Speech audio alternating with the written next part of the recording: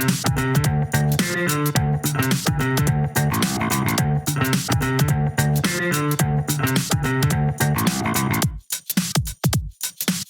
doesn't seem quite right. Welcome back to Not Quite Right. My name's Ed.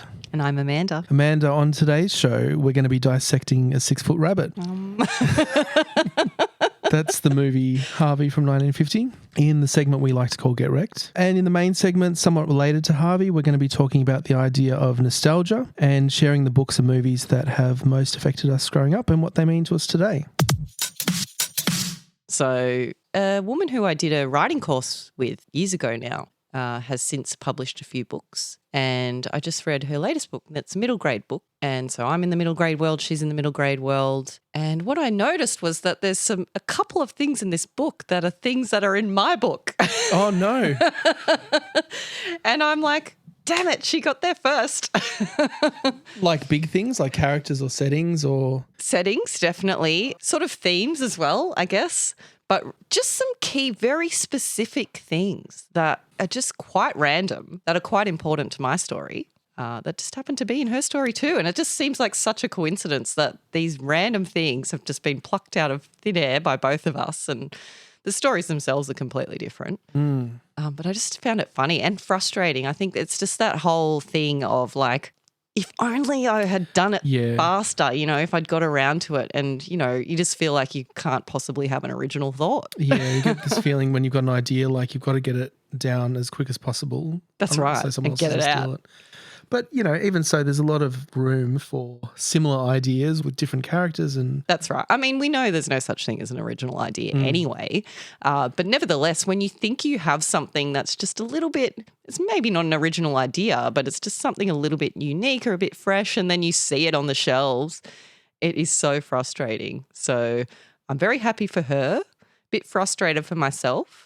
Interested to see, like, it's not going to change what I'm writing, I suppose. I'm not going to take it out. yeah, so you haven't been put off writing. No, I haven't been put off, and I guess it's not similar enough to alarm me. Yeah. It's just, I suppose what made it interesting was how specific these things are, and how there's a couple, in the one book that have translated over. So anyway, good fun, good for her. It's a great book. So, But you would say that because it was your idea.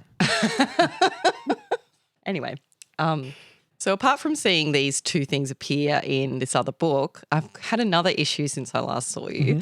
It starts with some wonderful, joyous news, which is that I have a new nephew, which is wonderful. The problem is he's got the name of one of my characters in my book. Oh, no. So now, obviously, I'm going to have to rename my That's right. character. I'm not going to suggest to my sister that she rename her son. But this character, he's a bit of a dork. So I just feel like, look, I've got to do the right thing, and I've got to rename him. But I have so much trouble naming characters in the first place. And once I figured his name out, I'm like, that's it. It's perfect. That's the name. And now back to the drawing board. So it's a first world problem, I suppose. But seriously, that's two things that you've had stolen from you in the course of a week. Yeah, it's a lot. It's a lot. It's a lot to deal with. It's a lot to deal with. It's a lot to take in. All right, it's time for the part of the show we call Get Wrecked, where we take turns recommending to each other books, TV shows and movies that we enjoy, even though they may not always be the other person's cup of tea. So today's recommendation was your choice, Amanda, a movie from 1950 called Harvey. That's right. I chose this movie because I guess it's really always stuck in my mind as a really beautiful movie, and one that, I don't know, it's like inspirational. Makes me feel good. It's like aspirational too. It's how I want to be. And I think the moral of the story in Harvey, it kind of fits my view on life. So I'm nervous to hear what you think. Okay. So the movie Harvey, it's a black and white movie, and it's actually based on a Pulitzer Prize winning play by the same name. And it receives several Oscar nominations and an Oscar win, I think, for Best Supporting Actress. But basically it's a movie about a character called Elwood P. Dowd, who's a bit of a drinker. We might get to that a little bit later, but he has an imaginary friend called Harvey, and Harvey is a 6 foot, 3.5 inch rabbit from memory, white rabbit. Yep. And I think it's safe to say he's Elwood's best friend. And the story is basically about how Elwood's imaginary friend Harvey has come to create a few issues for his sister and his niece's social life. And so they decide they're going to have Elwood committed over it. And hilarity ensues. It's interesting that you brought up the drinking because, I don't know why that was such a big part of Elwood's character. And they emphasised, he's like always drunk and he's always going to the bar. And it's not like he goes and he doesn't drink. He goes and he drinks a lot. He does drink a lot. What do you think that was all about? Well, I actually found that really interesting myself coming back to watch it again. Because watching it in the past, that wasn't something I really picked up on a lot, even though it's very prevalent throughout the film. I guess because he doesn't ever act drunk. You know what I mean? Like he's not sort of stumbling all over the place. He's a very pleasant character. And so I just never picked up on it. But watching it back now, I was fascinated to see, like you say, how much a part of the movie it was. And I found it even more moving, to be honest with you, because what we find out is that he's had some trauma. And so the drinking is in response to the trauma that he's had. And presumably the drinking is why he started to see Harvey the rabbit. So we wouldn't have Harvey without the drinking, no? I really wasn't sure what to make of the drinking because it seemed very contrary to the character that they were trying to build up. And the character being someone who is, I guess, very kind and generous and just kind of outgoing and friendly and wants the world to be a better place. And the drinking just seemed to be undermining it. But it was kind of spelled out. Like one of his failings was that he was always going to bars and spending a lot of time there. And I think it could have been spun in a way of, well, he's there because that's where the people are. That's where the people that he's mingling with and meeting friends. And he wasn't really there for the drinking, but he was always drinking. He was always there for the drinking. And what I think's funny too, he always orders a drink for Harvey too. He always orders a drink for Harvey. And Harvey, as he says in the movie, doesn't like to drink alone. But no, look, I guess I come back to this, and I told you last time I watched this movie with my dad originally, and this was part of him recommending movies to us, or not recommending, I should say, forcing me to watch them at the time. And I was at an age where a black and white movie just seemed completely boring to me, and this changed my mind on that completely. But coming back to it now, and I've since lost my dad, and Elwood has lost his mother, and I can really relate to him so closely. So what I guess I noticed on this viewing was his sister Vita just very casually mentions that their mother died in his arms. It's very casually mentioned.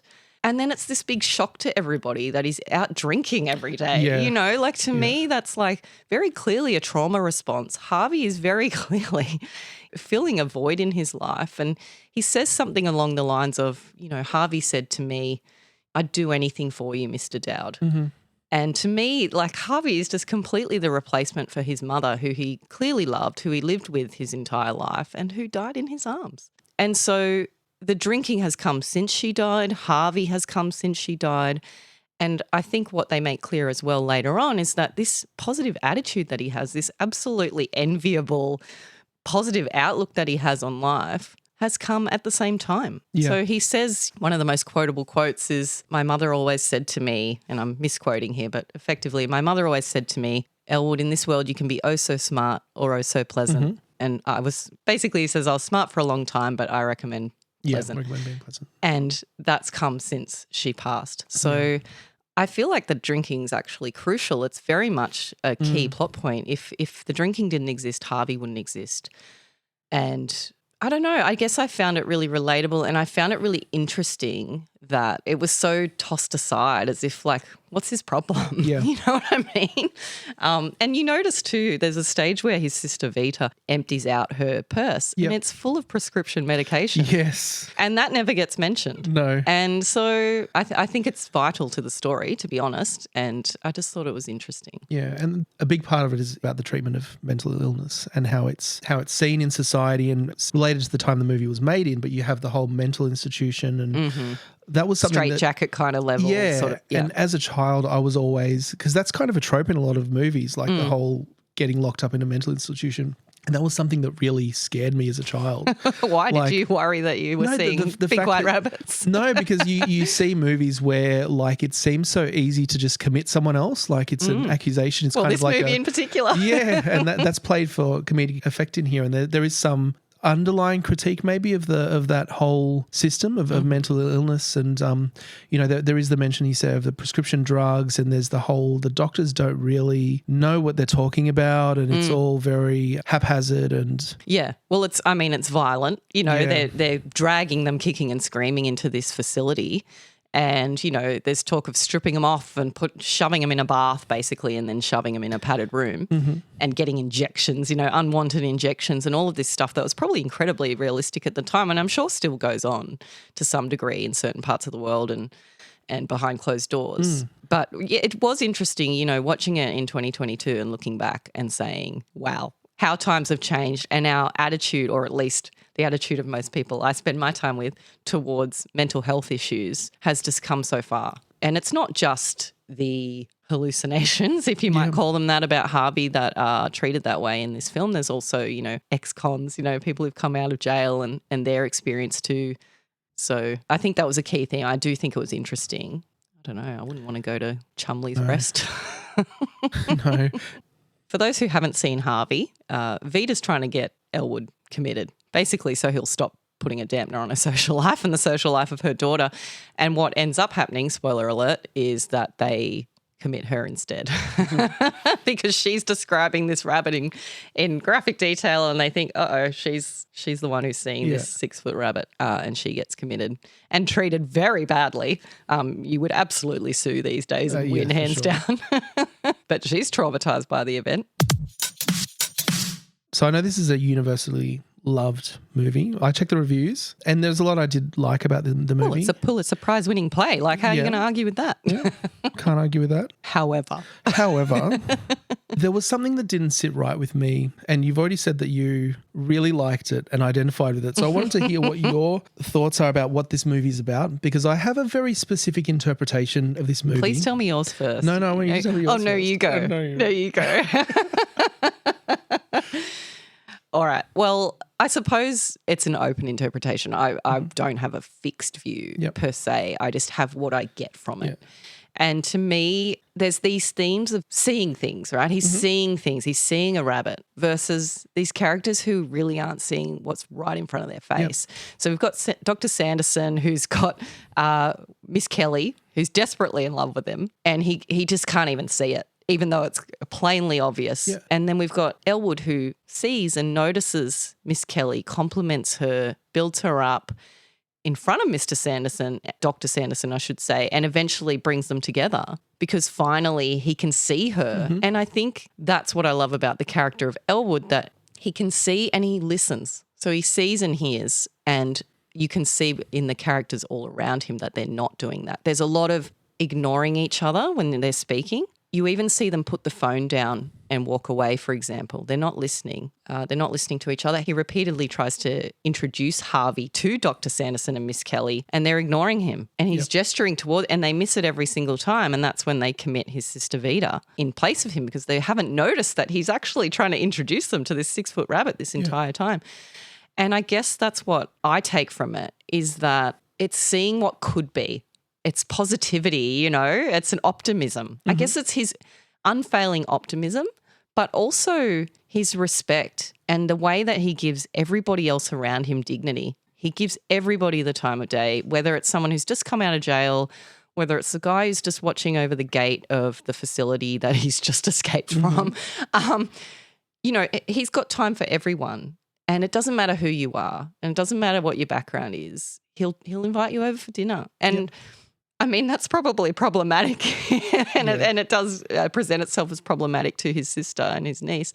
And there's probably a happy medium there. I'm not suggesting we should all go to a bar and get so wasted that we see a 6-foot rabbit to make us happy, but there is this real optimism to it, and there's this respect that I love. And I see him, if we just set the drinking aside, I see him as a real, aspirational sort of character, his mindset. So I guess that's what I take from it. Yeah, so like I said, I had a very specific interpretation of the movie, and I don't know anything about the author of the original play and what no, nor do I. Their intentions were, in terms of the message or anything. But what I did like about what the movie was trying to say is it emphasized certain positive traits of Dowd. So he was a good man, very polite, very welcoming of other people. As you said, he was very generous. He wouldn't think twice about giving even Harvey, his friend, he wouldn't think twice about giving him to someone else.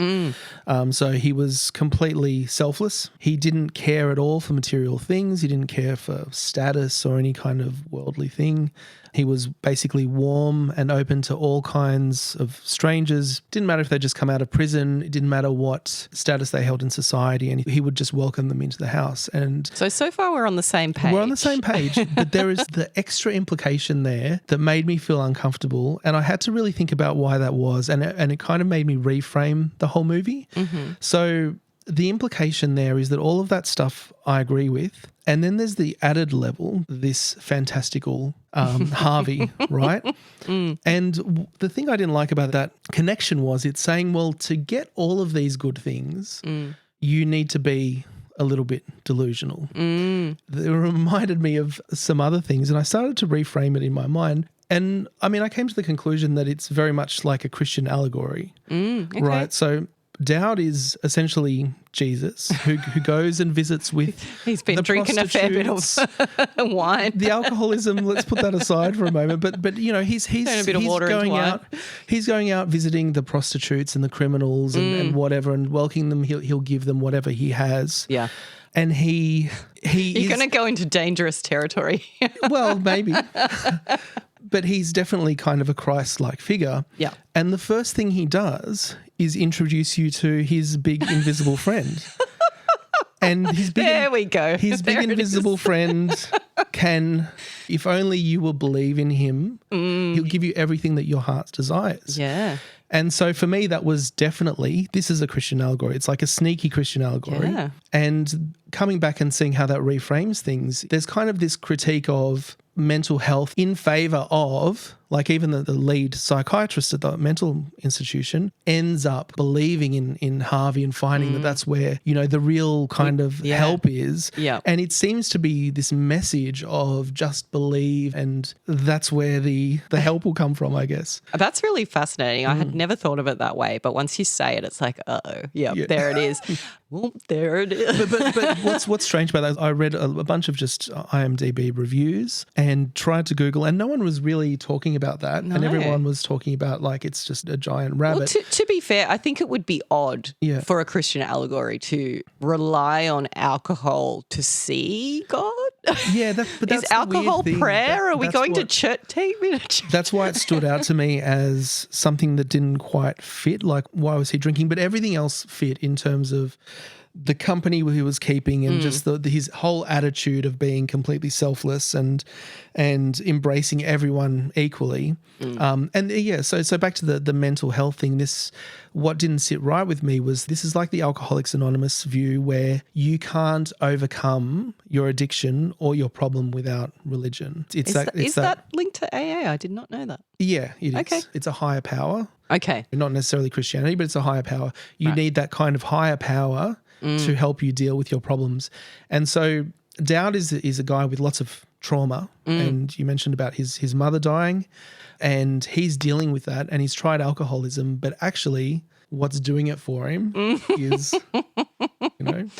Yeah, I mean, that's interesting. I guess I can see how you'd find that off-putting, but I suppose what it would then have in common with like a Christian allegory, for example, is that it's still this aspirational thing, right? And you know, you're aspiring to be this selfless, like kind, like I think that's not just Christianity, right? Like that's humanity. You know, aspirationally, we hope to be these things and we look at other people who have those qualities as being better humans. You know what I mean? Like they're doing the right thing. So I don't know that it needs to be a Christian allegory, and I'm not sure that it was intended to be one. It may have been. I've got no idea. But I guess to me it doesn't water down the fact that that's still like it's really the optimism that I'm seeing more so than his politeness or his manners or, you know, it's this kind of view of the world where like, you know, at one stage they're talking about, okay, we're going to give you this serum. So that's the unwanted injection. We're going to give you this serum. And when we give you that, you'll finally see your responsibilities. He's not seeing that. He's seeing the beauty in the world. He's picking flowers from the garden that says do not pick the flowers. He's seeing Miss Kelly for all that she is, you know, and the implication is that he's going to get this injection and all of a sudden like everyone around him, that stuff is going to disappear and all he's going to focus on is his responsibilities. Now, I don't know about you, but responsibility is boring to me. Like, yes, we've got to do them, but I would much rather see like the potential in the world, the opportunities, like the ways that we can make our lives more rich with things that we love and people that we love. And this isn't a God thing. This is just a how to live your life. Like, life is short. Are we going to just sit around in our doctor's office, at Chumley's Rest and focus and not even see the beautiful woman who's in love with the doctor? Or are we going to focus on that? And to me, it's that. It's the love story, and it's the relationship he has with his sister, this beautiful relationship that they have. And, even the taxi driver, I suppose, who drops him off, this comes at a crucial point in the film where he says, I've seen them when I drop them off and I've seen them when I take them away. And on the way here, they see the sunset. I think he says even if it's raining. But on the way back, they're berating my driving skills basically. And that's, to me, the world. You know what I mean? We've become this world where we're just berating each other's driving skills and having road rage. And what we really aspire to is just love and peace between each other. So I guess I still see that as a positive thing and something that I find motivational and inspirational. Yeah, and I like that about the movie as well, and I thought that was positive. I just think it's possible to be a good person and have those same values and not have the shoehorned invisible rabbit in the picture. That's the only thing I objected to, and it just left me feeling at the end like, hang on a second, you just kind of snuck an extra thing in there. Well, I just want you to know that at the time the film came out, some guy called John McCartan of The New Yorker said of Harvey that it's a movie that only a case-hardened wowser would fail to find beguiling. So from here on out, we will know you as the case-hardened wowser. Case-hardened wowser. Take that. I tell you what, I did like Vita's daughter. Yes. And Myrtle May. Myrtle May. When she hooked up with the guy, the guard. Mr. Wilson. First of all, terrible couple. Great couple. Are you joking? Perfect match. Although I don't know how that's going to fly at the Christmas table, like you brought your mother's abuser. But exactly, and he's like a sadist. Yeah, but I think Myrtle May's into it, didn't you? Didn't you get the vibe that she was a little bit into it? Yeah, maybe, but she was just desperate. Yeah, well, I mean, that's fair to say too, but she seemed pretty keen.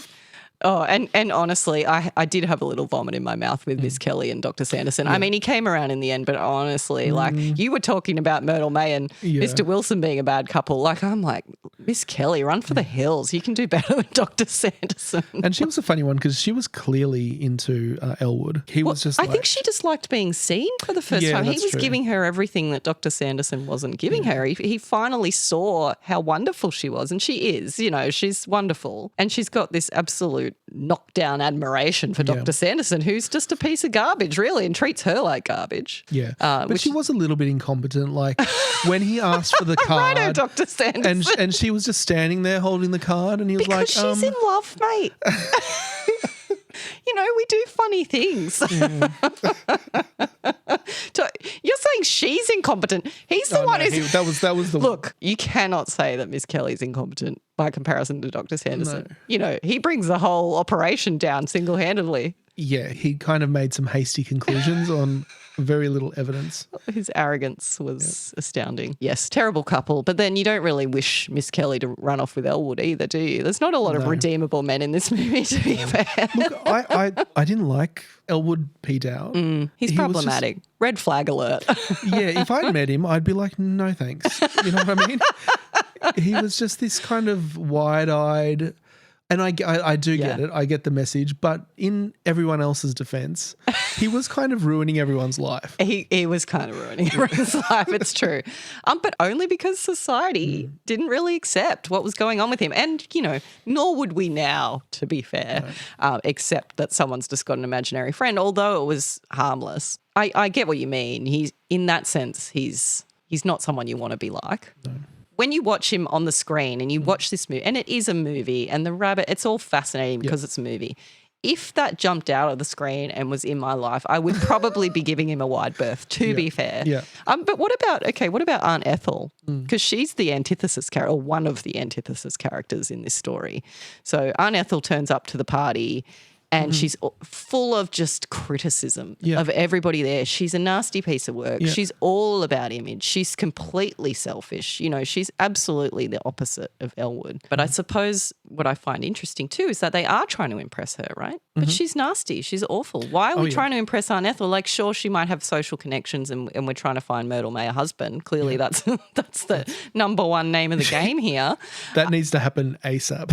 Immediately. But I guess this is part of why I love it and what makes me think when I watch this movie. Okay, sure. In reality, I'm not going to befriend this guy and spend a lot of time with him probably. It's a problematic situation. But if we go beyond that, it's like, well, sorry, who's the crazy one? Is it him? He's happy. He's making friends everywhere. He sees the world through these rose-tinted glasses. Or is it Aunt Ethel? She's the opposite. She hates everyone. Why do we try and impress that person? Why do we want to see our responsibilities? Why do we want this injection? You know, that's the world that we're living in. And sure, there's a happy medium there somewhere and they're both crazy and we probably want to exist in the middle.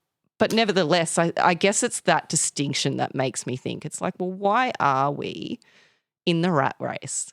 Why are we trying to impress a billionaire? And why are we trying to like slave away and make money for the rich when we could just be living lives in a beautiful community and happy together? I mean, now I'm drinking the Kool-Aid. That all sounds so nice, but the one thing we haven't mentioned about Elwood is that he lives quite a privileged life and he doesn't want for anything. Like he has money, he has a place to live. At the start of the movie, he receives some mail and he just rips it up. Like he doesn't care. He's got no responsibilities, but he doesn't need responsibilities because he's got nothing that he needs to provide for. That's true. Yeah. So he has the luxury of being, I can just spend all day in a bar. Spend all day in the bar, make friends, invite them over, impose on my family to make dinner for this person and I've just invited them around. It's a luxury that he has. That's true. That other people don't have. So I've done a bit of Googling and I've seen that there's been some plans for various remakes over the years of Harvey. So we know Harvey's a remake of a play already. But there's Steven Spielberg's had it on his desk.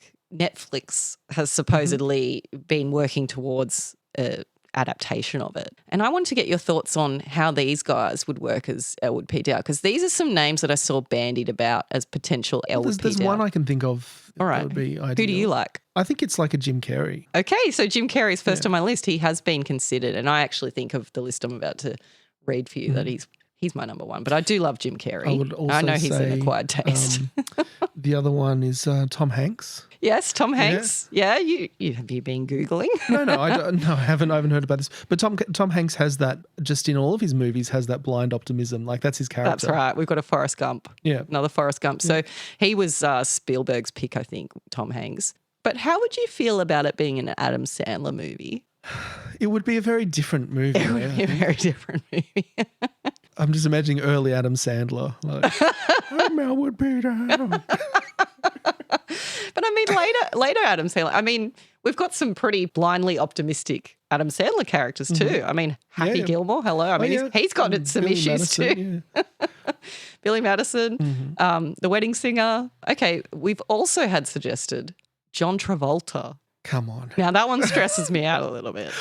He's at least 20 years too old for a start. You want Simpsons John Travolta.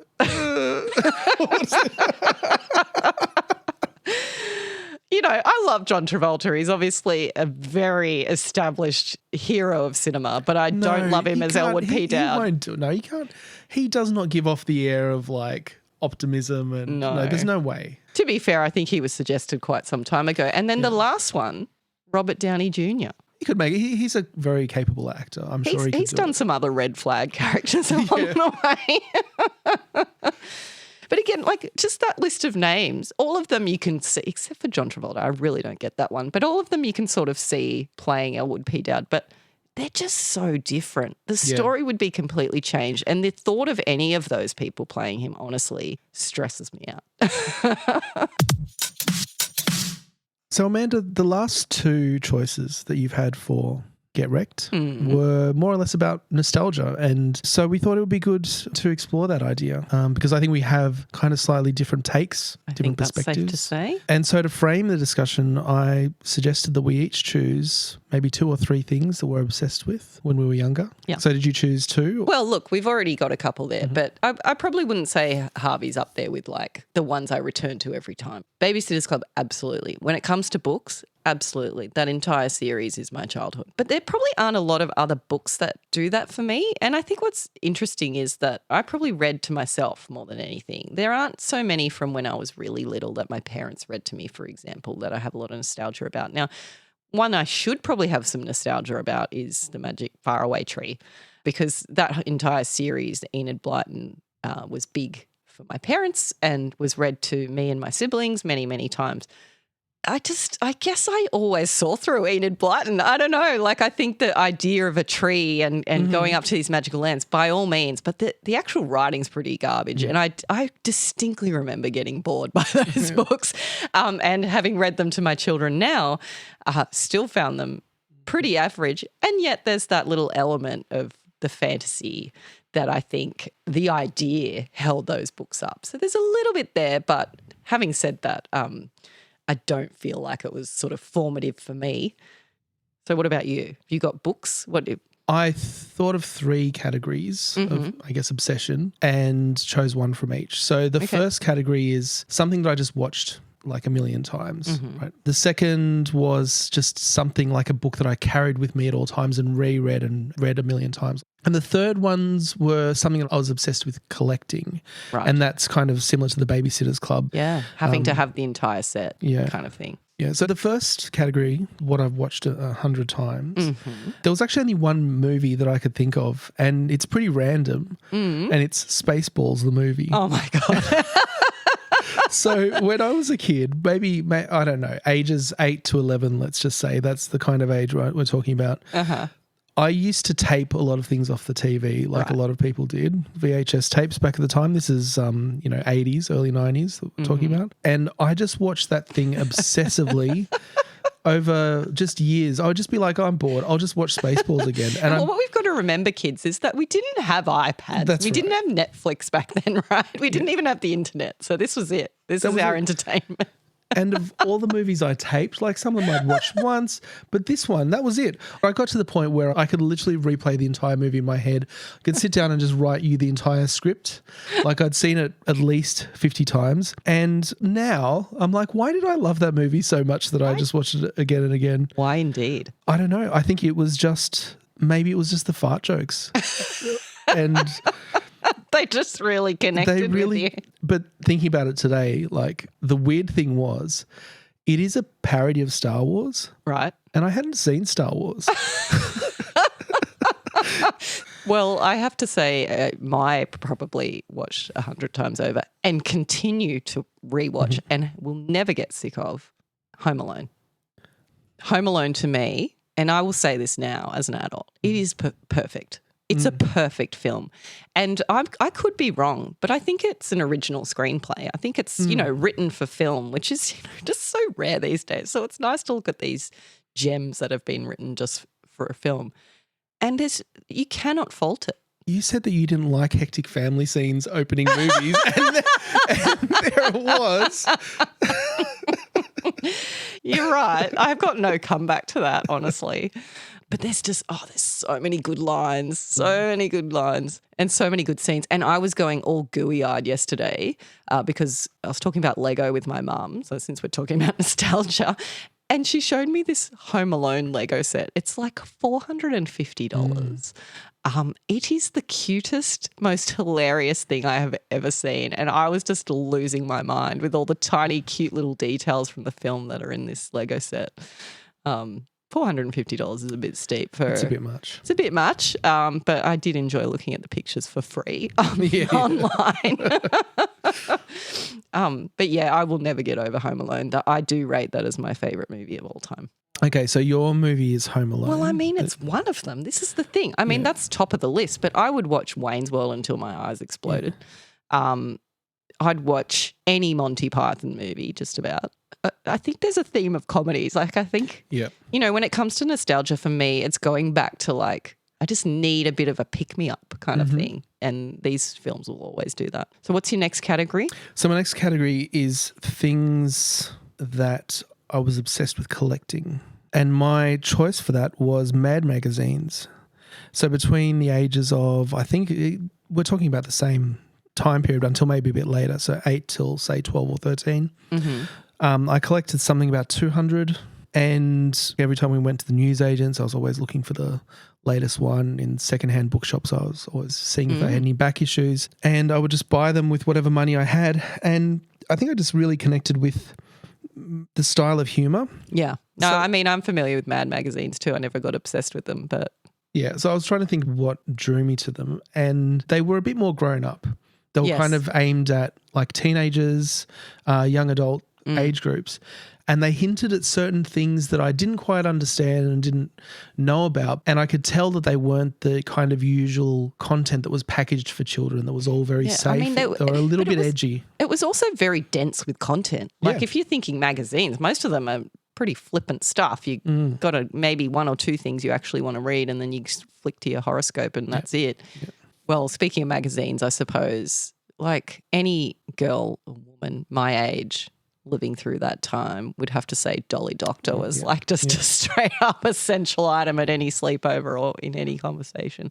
But I didn't really care too much for the rest of the Dolly magazine. Like I would read those sorts of Girlfriend magazine or whatever that were around at the time. I'd certainly gladly read them, but I didn't get much out of it. So you weren't really a collector? I was definitely not a collector of those, but I would still say that Dolly Doctor holds a place in the heart of every woman my age. That's definitely true. Again, for the humour.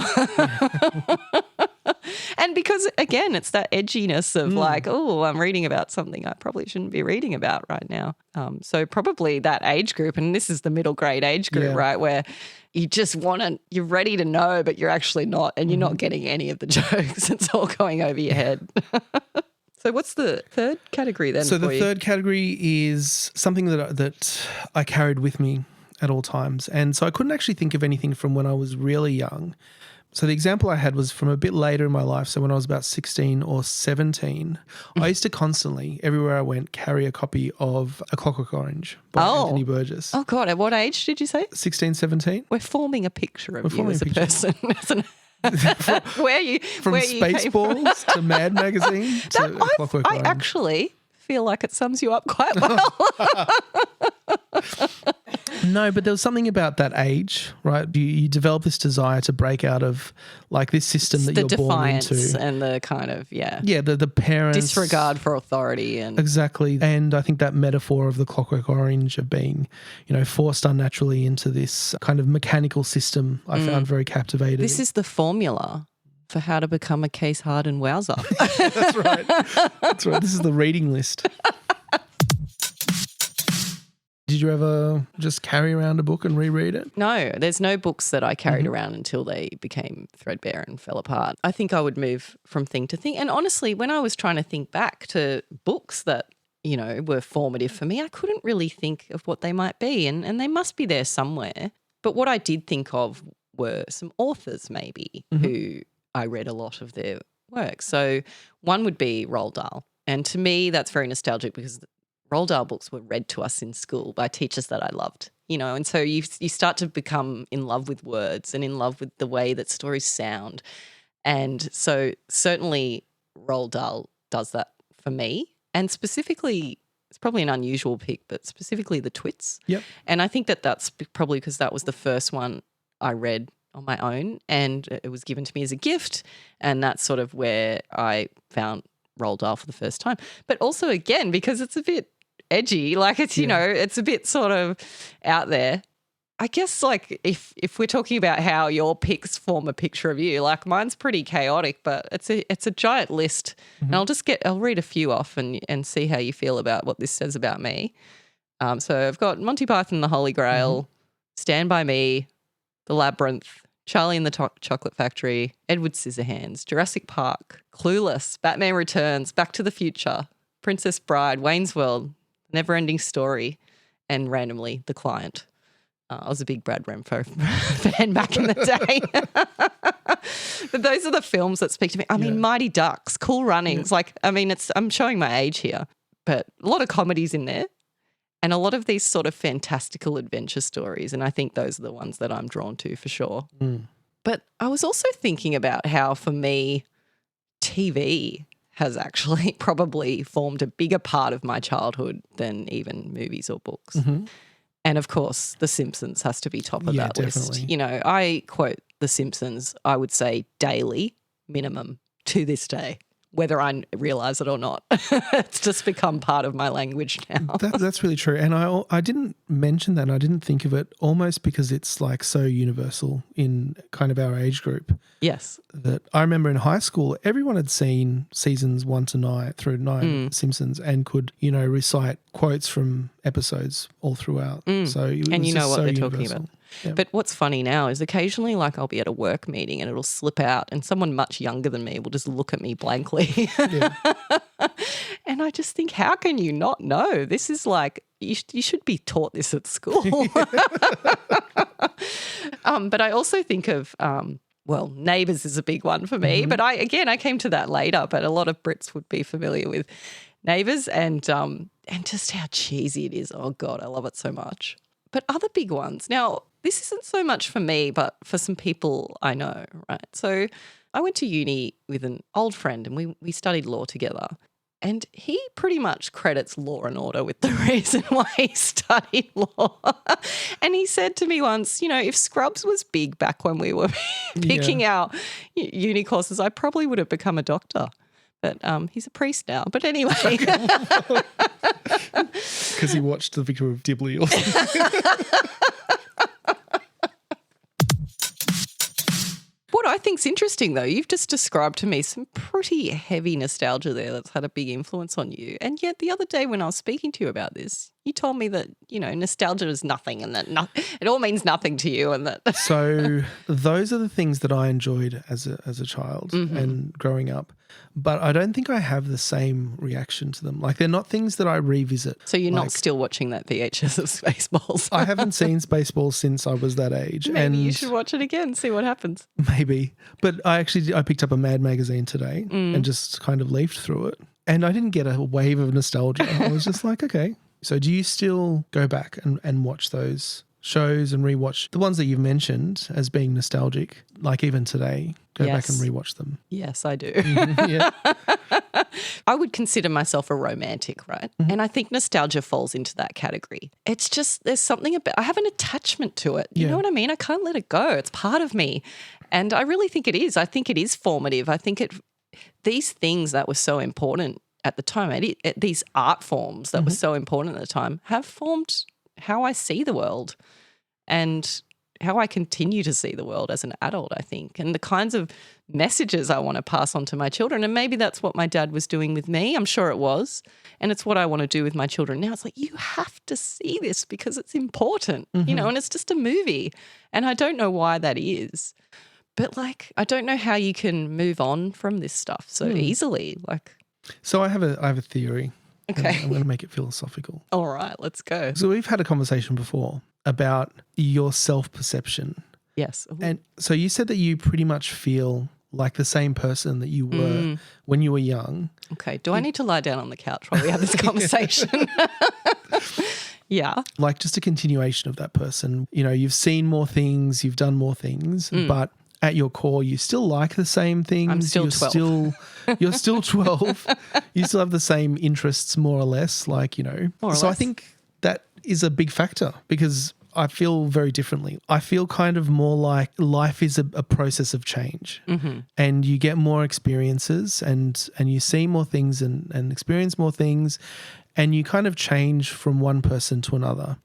And when I kind of look back at the person that I was in an earlier stage of life, I feel more like that's a different person. I think we'd have different interests and different kind of goals. And so when I go back and revisit things that I enjoyed when I was younger, I don't feel that connection with them as if I am still the person who's enjoying that thing. I don't feel that same kind of enthusiasm or connection. And I think that's maybe also why you want to write for children because you have absolutely. that kind of real connection with your childhood that I don't think I have in the same way. Yeah. What's funny is that I think that this is actually like the theme of the book that I'm writing now is this conversation. Right? And it's Harvey and it's all of these things. I'm going to steal your idea. don't grow up. Mm-hmm. Like, you're talking about you've evolved, and that's amazing, and it's absolutely probably what I should be doing. But I don't want to. Adulthood sucks. You know, the adulthood that we end up in sucks. It's responsibility. It's, you know, work over play. It's tiredness. It's aches and pains. And like, this is the adulthood that is the day-to-day life and the reality. And I guess I'm just stuck in this world of like wanting to just recapture youth and to not to be 12 again, right? But to just have that love and that passion and that vivaciousness of a 12-year-old, that lust for life, you know, that's in me somewhere. I'm just very, very tired. And I have responsibilities. And that is the heart and the essence of the story that I'm writing. It's like, don't grow up. You don't have to. You can still find joy in these simple things. So I'm going to recommend to you a book called JR by William Gaddis. Okay, so this is not a book that I would actually recommend to you to read in its entirety. Good, because it's massive. It looks like a dictionary. Yeah, it's 730 pages long, and I did read it a few years ago, and it took me about a month to read, and so I wouldn't recommend this to you or really to anyone listening to the show unless Great choice. unless you look into it and it's specifically the kind of book that you would want to read, because I don't think that there are many people that like it's a very niche kind of novel. Okay. So what I'm just going to recommend is that you read like 50 pages. Okay, that I can do. That's pretty much enough that you kind of get a gist of where it's going and what kind of book it is. And to be honest, reading 50 pages or reading 750 pages, it's a pretty similar experience. Okay. And it's less really about, I guess, the plot as it is about the style and the manner in which it's told. And you can get that in the first 50 pages. And the reason I chose this book is not to torture you, although it's a little bit about that. I do get that sense. But we've touched on, in some of our discussions, a little bit about the idea of originality in writing and whether you can be original or not, or whether all of that, everything's just been done before. So this is a novel that is very original in the way that it's told, in the way that it's written. Also in, I guess you could say, in the story, it is quite original, but mostly in the style. And so I wanted to expose an alternative way of writing things. So yeah, I think it would be good for you to read, and I think it will spark a interesting discussion. Great. Well, I look forward to those 50 pages. By all means, if you get into it, just keep going. I just want to see if it'll record the sound of me gently placing this book down. It is a large book. It's a large book. Right, so that's it for today. Amanda, where can our listeners find us? Well, you've already found us, so I suggest that you have a fair idea of where to find us, but we'd love it if you'd follow us, and we'd love it if you'd share the podcast with your friends. And if you're a masochist, you can follow along with our Get Wrecked for this week and read JR by William Gaddis. But if you're a romantic, you can just go watch The Labyrinth. I mean, everybody knows about grey sweatpants, right? But what about grey leggings? We don't talk enough about grey leggings. And until next time, ride on. Right on.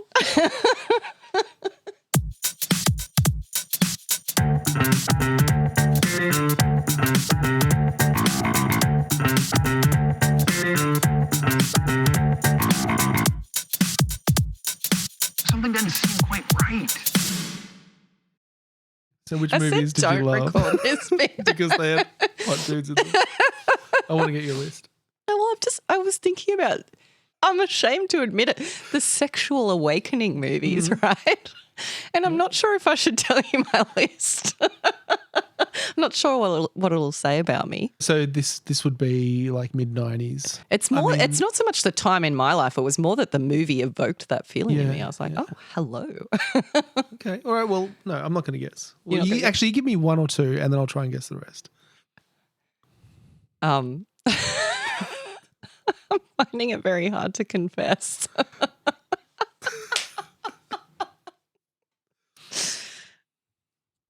The Labyrinth. Oh yeah, fair enough. Like there was definitely some cucumber in the pants actions going on there.